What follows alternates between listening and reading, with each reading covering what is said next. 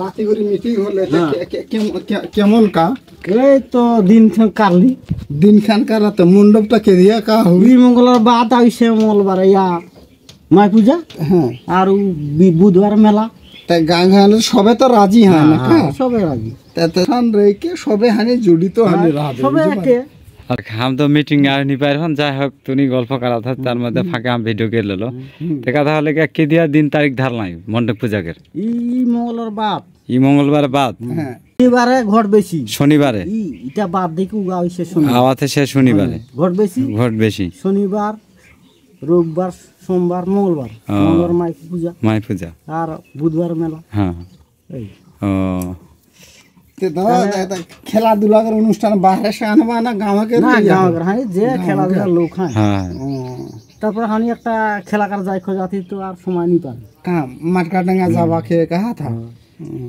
ও তো এইকার মধ্যে মানে হামকো কে রহাই না হাম টাকা তোর ইয়াগার টাকা পুষনো নাই তা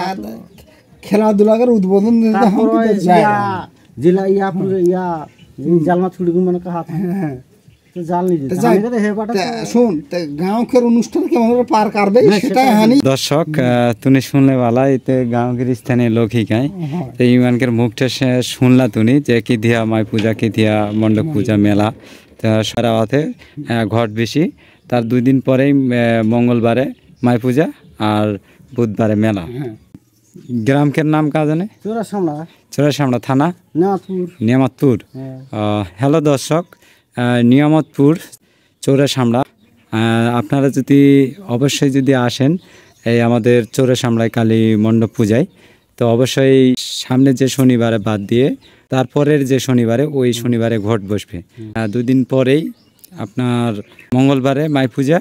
আর পরের দিন বুধবারে মনে করে মেলা বিশদবারেও হবে মানে 2 দিন ধরে এই কালী মণ্ডপ পূজাটা মেলাটা চলবে